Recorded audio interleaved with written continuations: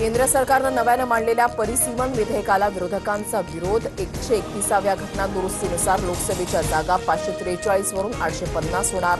आज 4 वाजता लोकसभेत मतदान। परिसीमन विधेयकामुळे कोणत्याही राज्यासोबत भेदभाव होणार नाही। नियत साफ असल्यानं शब्दांचा खेळ करण्याची गरज नाही। लोकसभेत मोदींचं वक्तव्य। परिसीमन विधेयकाबाबत विरोधकांकडून भ्रम पसरवला जातोय। दक्षिणेकडील राज्यांची ताकद कमी होणार नाही। दक्षिणेतील राज्यातल्या खासदारांची संख्या 129 वरून 195 होणार। अमित शहांची माहिती। घटना दुरुस्ती विधेयकानं आपण देशाला विभाजनाच्या दिशेनं नेतोय। 50% जागा वाढवल्या नाही तर दक्षिणेतले खासदार कमी होतील। खासदार अरविंद सावंत यांचं विधान।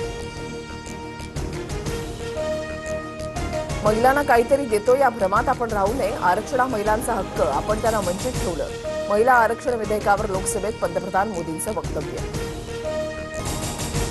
नगरसेवक पद धोक्यात येताच एमआयएमच्या नगरसेविका सेहर शेख नॉट रिचेबल। घरगुती कारणामुळे माध्यमांशी संवाद नाही।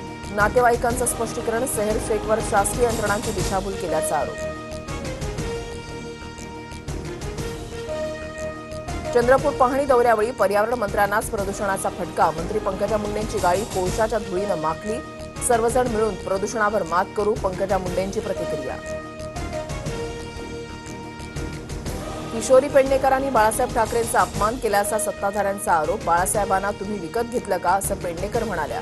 महापौर रितू तावडेंचा दावा। किशोरी पेडणेकरांनी आरोप फेटाळले। अमरावतीच्या परतवाड्यातील लैंगिक शोषण प्रकरणामध्ये 18 व्हिडिओ आणि 39 फोटो पोलिसांच्या हाती। मुख्य आरोपीसह 6 आरोपी अटकेत। आणखी 4 जणांची चौकशी सुरू। नाशिक धर्मांतरण प्रकरणामध्ये आरोपीचं दिल्ली ब्लास्ट कनेक्शन असण्याची शक्यता। सूत्रांची माहिती। मुख्य सूत्रधार निदा खानचा दिल्ली ब्लास्टमधील डॉक्टर शहीनशी संबंध असल्याचा संशय।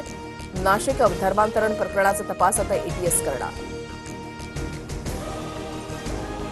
गोरेगाव नेस्को ड्रग्ज प्रकरणातील सर्व आरोपींना 18 तारखेपर्यंत पोलीस कोठडी। नेस्कोमधल्या कॉन्सेप्टमध्ये ड्रग्जच्या अतिसेवनाने 2 तरुणांचा झाला होता मृत्यू।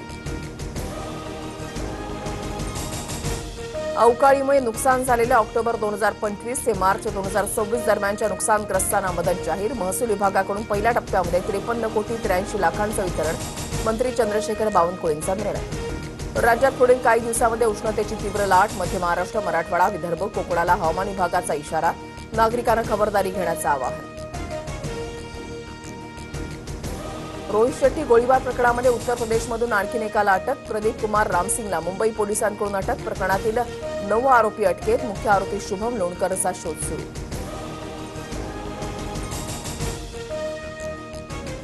दिल्ली विमानतळावर मोठा अपघात टळला। धावपट्टीवर अकासा आणि स्पाइस जेट विमानांचे पंख घासले। सर्व प्रवासी सुरक्षित। प्रकरणाची चौकशी सुरू।